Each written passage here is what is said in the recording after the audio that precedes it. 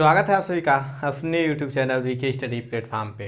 तो दोस्तों आपको पता है कि 10th से क्लासेस चल रहा था और एकदम बेसिक से एडवांस हम पढ़ रहे थे। बोर्ड एग्जाम के लिए इम्पोर्टेंट था और कॉम्पिटिटिव एग्जाम के लिए भी मोस्ट इम्पोर्टेंट रहता है, क्योंकि बेसिक जब आप सीख जाएंगे ना किसी चीज़ का तो एडवांस लेवल उसका पैर पकड़ने से सर तक पहुँच जाएंगे। जब पैर पकड़ लेंगे तो सीढ़ी चढ़ते हैं तो पहला सीढ़ी जब आप चढ़ते हैं तभी तो लास्ट सीढ़ी पे जाते हैं कि एक के बाद लास्ट सीढ़ी चढ़ जाते हैं, नहीं ना। पहले सीढ़ी से जाते हैं ना, तो वही पढ़ाई में भी वही अप्लाई होता है। पहले स्टेज से आप शुरू कीजिए, लास्ट स्टेज तक जाइए और सफलता जरूर मिलेगी। आज हम पढ़ेंगे पास्ट कॉन्टिन्यूअस टेंस। कल पढ़ लिए थे पास्ट इंडेफिनिट या सिंपल पास्ट टेंस क्या होता है, बहुत अच्छे से बेसिक पे क्वेश्चन कैसे बनता है, एडवांस लेवल पे क्वेश्चन कैसे बनता है, किस बेस पे आता है, ये भी आपको क्लियर कराया था। क्लास नहीं देखे होंगे देख लीजिएगा, इंपॉर्टेंट क्लास था, आज इंपॉर्टेंट है। तो आइए शुरू करते हैं आज की क्लास। तो आइए साथियों, सबसे पहले तो हम जानेंगे पास्ट कॉन्टिन्यूअस टेंस होता क्या है। Past continuous tense, present continuous tense आप पढ़े हैं तो कॉन्टिन्यूअस मीन्स होता क्या है, तो कॉन्टिन्यूअस मीन्स प्रोग्रेस, जारी रखना। कॉन्टिन्यूअस मीन्स होता है जारी रहना, कंटिन्यू रहना। कोई भी कार्य कंटिन्यू रहता है, जारी रहता है। प्रेजेंट कंटिन्यूअस में कार्य होता रहता था, प्रेजेंट टाइम में, वर्तमान में कार्य जारी रहता था। तो पास्ट में क्या होगा, भूतकाल में कार्य जारी रहेगा, जारी रहा था, कार्य हो रहा था। फ्यूचर में क्या होगा, तो फ्यूचर कार्य जारी रहेगा, आने वाले समय में कार्य जारी रहेगा। ठीक है, तो ये बात होती है। कंटिन्यूअस पता चल गया, जारी पहला क्लास देखे होंगे तो इतना तो समझाने की जरूरत नहीं। आप अभी तक तो आप मेच्योर हो गए होंगे कि आप बातों को कनेक्ट कर लें, क्या कहना चाह रहे हैं। पास्ट कॉन्टिन्यूअस में देखिएगा इसका डिफिनीशन क्या होता है। तो पास्ट कॉन्टिन्यूअस का डिफिनीशन ये होता है कि कोई भी कार्य पास्ट में मतलब बीते हुए काल, भूतकाल में जारी रहा, चल रहा था, जारी रहा या चल रहा था। बात क्लियर। पहचानने का तरीका क्या है, तो हिंदी में पहचानने का तरीका है जिस सेंटेंस के अंत में रहा था, रही थी, रहे थे आता है, वो होता है पास्ट कॉन्टिन्यूअस टेंस। जैसे प्रेजेंट कॉन्टिन्यूअस टेंस में रहा है, रही है आता है, वैसे ही पास्ट में रहा था, रही थी, रहे थे आता था, मतलब कार्य हो रहा था। पास्ट में बीता, कंटिन्यू था। बात क्लियर। अब आइए, इतना तो क्लियर हो गया। अब क्या करते हैं, हम इसमें फाइंड आउट करते हैं मेन वर्ब और हेल्पिंग वर्ब क्या होता है। पहले यही काम करते हैं, तो पहले आज भी यही काम करेंगे। हेल्पिंग वर्ब देखेंगे और मेन वर्ब, एम बी मतलब मेन वर्ब क्या होता है। तो हेल्पिंग वर्ब, दो हेल्पिंग वर्ब यूज होता है इसमें, वाज और वर। मेन वर्ब इसमें होता है V1 प्लस ING। अब देखिएगा ING क्यों यूज होता है, तो प्रेजेंट कंटिन्यूअस टेंस या एकदम फर्स्ट वाला क्लास आप देखे होंगे तो उसमें आपको पता चल गया होगा कि ING होता क्या है। फर्स्ट वाला क्लास का थंबनेल दिख रहा है ना, यही फर्स्ट वाला क्लास है, जाके देख लीजिएगा। ING मतलब होता है कि कार्य जारी है। जब वर्ब में ING यूज हो जाता है तो कार्य प्रोग्रेस पे रहता है, कंटिन्यू होता है, कार्य जारी रहता है। ING के जाहिर सी बात है यूज करेंगे, क्योंकि कंटिन्यूअस में कार्य जारी रहता है। जब कंटिन्यूअस में कार्य जारी रहेगा तो ING नहीं यूज करेंगे, करेंगे। हेल्पिंग वर्ब में आते हैं तो हेल्पिंग वर्ब में दोस्तों वाज सिंगुलर के लिए मतलब फर्स्ट पर्सन सेकेंड पर्सन नहीं, थर्ड पर्सन के लिए, और वेयर फर्स्ट पर्सन या सेकेंड पर्सन मतलब प्लूरल के लिए। तो वाज वर्ब पता चल गया। अब आइए हम सेंटेंस को देखते हैं क्या है।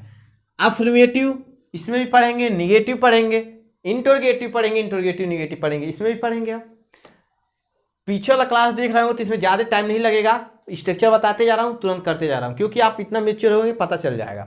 अफर्मेटिव में इसका स्ट्रक्चर होता है दोस्तों सब्जेक्ट, और आपको पता है सब्जेक्ट के बाद वो हेल्पिंग वर्ब आता है, उसके मेन वर्ब। तो वाज वर्ब इसमें यूज होगा, हेल्पिंग वर्ब अभी बताया हूँ। मेन वर्ब इसमें V1 वर्ब का first form plus ING use होता है, और ऑब्जेक्ट। यहाँ तक क्लियर। जैसे वह बाजार जा रहा था, मतलब पास्ट में था, वो जा रहा था, जा नहीं रहा, जा रहा था, पास्ट में बीत गया, रहा था आ गया। रमेश पत्र लिख रहा था, रमेश अभी पत्र नहीं लिख रहा है, रमेश पत्र लिख रहा था, रहा था बीत गया। देखिएगा वह बाजार जा रहा था, ही हेल्पिंग वर्ब क्या यूज होगा, वाज। जा रहा था मतलब जाना का गो का ING फॉर्म गोइंग, तो he was going to market. ठीक है, he was going to market, वह बाजार जा रहा था। क्लियर। रमेश पत्र लिख रहा था, रमेश वाज होगा, सिंगुलर है। Ramesh was writing a letter.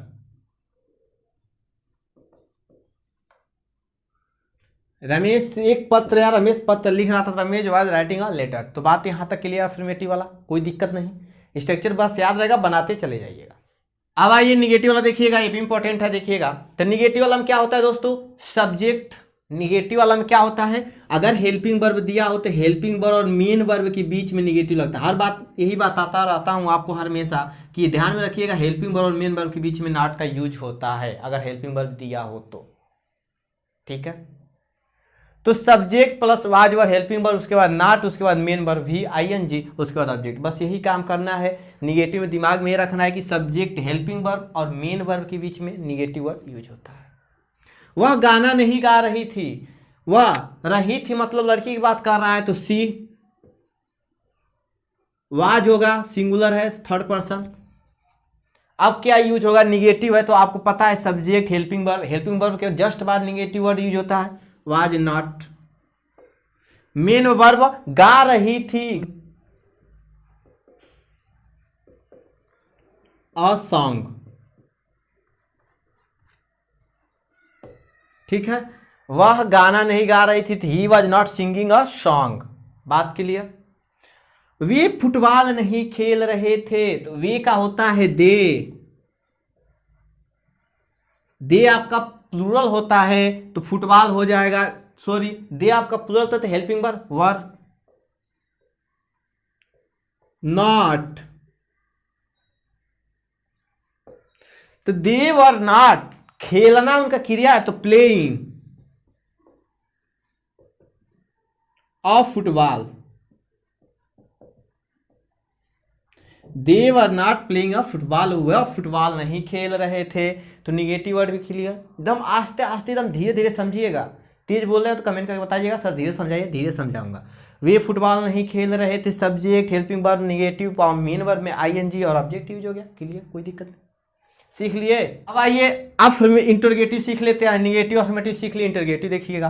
तो इंटरगेटिव में क्या होता है दोस्तों, हर बार यही बताते आता हूं कि सब्जेक्ट के जस्ट पहले, सब्जेक्ट के जस्ट पहले हेल्पिंग वर्ब का यूज हो जाता है। और इंटरगेटिव में, निगेटिव में आप मेन वर्ब और हेल्पिंग वर्ब के बीच में निगेटिव वर्ड नॉट का यूज करते थे, वही काम यहां पे होगा। हेल्पिंग वर्ब और मेन वर्ब के बीच में आपको सब्जेक्ट का यूज होगा, ये ध्यान में रखिएगा। निगेटिव में भी हेल्पिंग वर्ब मेन वर्ब के बीच में यूज होता है, जो भी यूज हो। आप इतना दिमाग में रखिएगा कि अफर्मेटिव को छोड़ के निगेटिव इंटरगेटिव जो भी यूज होता हो वो मेन वर्ब और सब्जेक्ट के बीच में ही, सॉरी मेन वर्ब और हेल्पिंग वर्ब के बीच में ही यूज होता है, कुछ भी यूज होने वाला टर्म्स। इतना ध्यान में रखेंगे फंडा, ठीक है। देखिएगा was verb, subject ING, verb का फर्स्ट फॉर्म आईएनजी। देखिए मेन वर्ब है और हेल्पिंग वर्ब के बीच सब्जेक्ट आ गया, और उसके बाद ऑब्जेक्ट, क्वेश्चन मार्क्स। कोई दिक्कत आपको नहीं होना चाहिए, बस ये दिमाग में रखना है कि हेल्पिंग वर्ब मेन वर्ब की जो, और हेल्पिंग वर्ब इंटरगेटिव पहले आता है, आपको पता ही है ना, क्लियर, एकदम बेसिक से कंफर्म हो रहा है, क्लियर, कोई दिक्कत नहीं ना। क्या रहीम पढ़ रहा था, क्या रहीम पढ़ रहा था, क्या थर्ड पर्सन है तो वाज यूज होगा, वाज रहीम स्टडी।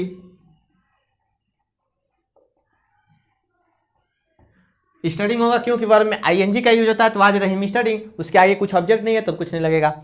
क्या वे सो रहे थे, तो क्या वे, दे आपका क्या है यहाँ पे सब्जेक्ट वे है, दे हो जाएगा प्लूरल, तो क्या यूज होगा, वर होगा, तो वर दे, वर दे सो रहे थे, स्लीपिंग।